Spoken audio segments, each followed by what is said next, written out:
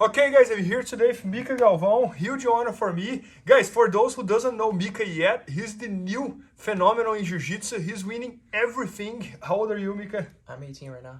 He's 18 years old. His English is better than mine, so I think he has all the aspects here for you to learn from him. And today he's going to show us here one of his favorite back takes from Hafgar. And he just shot an entire instructional course with us for IBJJF Ranking, all about back takes. So I'm super excited to learn, Mika. Let's do it. Yeah, let's do it. So we're gonna start here from the half guard, as I said before.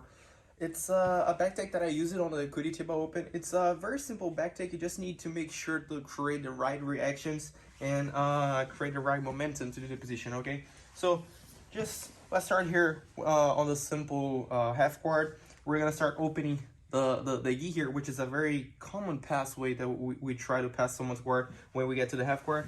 We're just here, you open a little space, you start opening his lapel to the side. And one thing that I like to do, even if you're just passing, if you're doing anything here, you don't want to put this lapel here too far from his armpit. The maximum that you can pass it under the armpit and not far from it, it's better because it's gonna be more tight.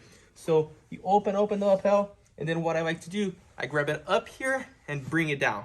Grab it up here and bring it down so it can be as tight as possible, because this is gonna be our security to get the back, okay? Then you pass it really, really tight here on the armpit, and then you grab the lapel on the other side with your other hand under the head here. And here, now you have a tight, secure spot. What I'm gonna do now to create a reaction.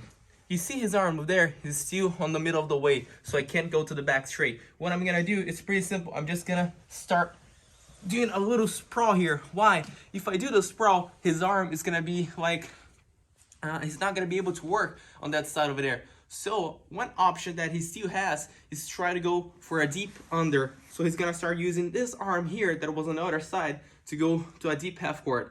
What I'm gonna do now, I'm gonna start removing this arm little by little to the side. And I'm gonna use now my belly and my chest to press his arm against his body.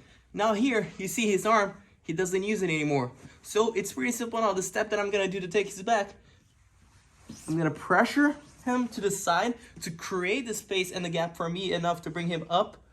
I'm gonna pressure him to the side. I'm gonna put my knee on his back. So can you just see here? My knee here is gonna be on his back because this is gonna prevent him from fighting his back on the mat again. So pressure, and the knee goes to the back. Now I'm gonna use my knee as a leverage to pull him up. Remember, as I said before, the lapel is really tight over there. That's gonna be our security to bring him up. Now, my leg's still there. I still have the hook inside, you see? Bring him up, using the lapel and my knee together. One thing that I should observe really important is that your knees are always tight over here. Otherwise, if you just let it like super smooth here, his hip is not going to be under control and he can start to escape. So keep your knees really tight. Then from here, you get the seatbelt, head really close to his head like you're telling him a secret. And then now you can just place the top hook over here and get the back control. So Mika, first thing, I'm very glad that you just came out of this position after I'm retired, because every time I was in Hafgar, that was always my first option. Like anytime someone put a shoulder on my face, I would always try to come with this arm and go underneath the leg. So let's just do that again, please. Yeah, sure. So you got my Hafgar. I get the half guard, go deep here, lapel. I like that you get the lapel as well, because you kind of kill my mobility here. I don't think I don't feel I can move much when you have the lapel, right? Yeah, I think that's my first option when I get to the half guard, because I do half guard too, so I know how uncomfortable it is to be here on this situation. When you lose the mobility, right? Yeah. Then you switch your base, right? Yeah, I switch my base. One thing that's really important, if you switch your base, principally when you're someone who knows how to do half guard, never keep your hip close to their hip, because here it's easy for the person to bump, boom, and then you're gonna lose the position.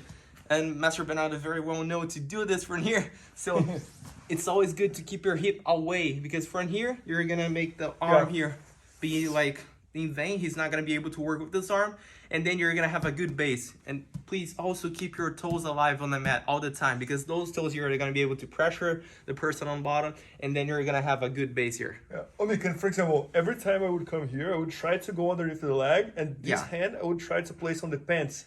But also grab the lapel here. I don't feel I have a good mobility to reach the pants, you know. That's what I said before, that the lapel needs to be really tight, because it's going to prevent the arm from moving and try to go to the other side of work. I got it.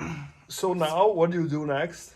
Then what I do next, it's before it goes all the way in here, I'm start removing the arm so I can start pressing with my shoulder. Yeah. And then now from here, remember just what I said before, I'm going to start pressing with my shoulder, making you fist the other way, and then I'll use my knee.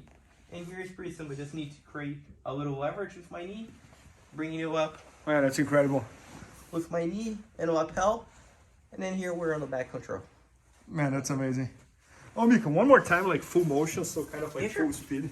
Just so everybody can see this in like real speed.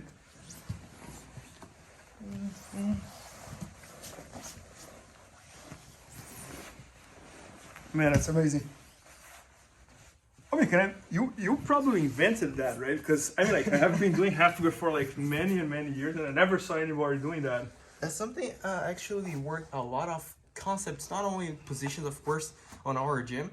So basically, it's very easy for us to see the positions from any situation, like half guard, passing, Toriano, like from the bottom. Like, it's just like if the person gets the concepts, the right details, it's easy to see the positions not only for one situation, but for many. And it's something you can adapt yourself. Right. Like, you don't create the positions. You don't like... It's something so kind of like you develop the concepts and you start building out around the concepts. Exactly. But at the end of the day, we're inventing, because I mean, like, this is new, and I think like you were one of the people who is kind of like innovating jiu-jitsu, because you're, especially submissions, like you're throwing submissions on tournaments that nobody ever seen. You're just showing one of them actually, like here to Michael. So how do you do that? It's kind of what you said. You build the concepts with your dad, and then you. Something that my dad always tell me is that I don't create from the zero, but the moment I have the concepts, the moment I have the basics on the position there, I can still like create many variations from there. And like armbar attacks, triangles, and sweeps, and all those stuff.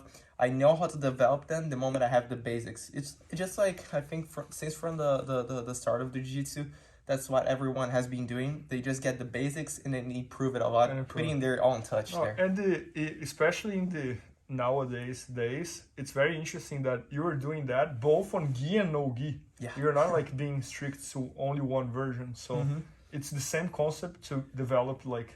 I think it's the same thing. Like, you just give it your own touch. Like on the gi, it's something I've been doing since my childhood, since I was like 4 years. Yep. So no gi, it's even better because I haven't been doing it since like 9, I think, 10 years. So there are more things to develop. So there's more things to develop. There's more things I can give my own touch. Okay. And do you develop stuff in no gi that you end up using with gi, and you develop stuff with gi that you end up using no gi? How is that? I think that the things I develop on no gi are much more usable on gi because it gets much easier because I have something to grab. I got it. But yeah, there's many things I try to connect with both so I can save more time and, you know, use them on those situations. You were here like a few days after the Who is Number One, which you just won again. So what's next now? Like, my next competition I'm playing now is Brazilian Nationals, and another one that I'm still not sure if I can say here. I got it. But everyone is gonna be seeing, and it's gonna be really cool.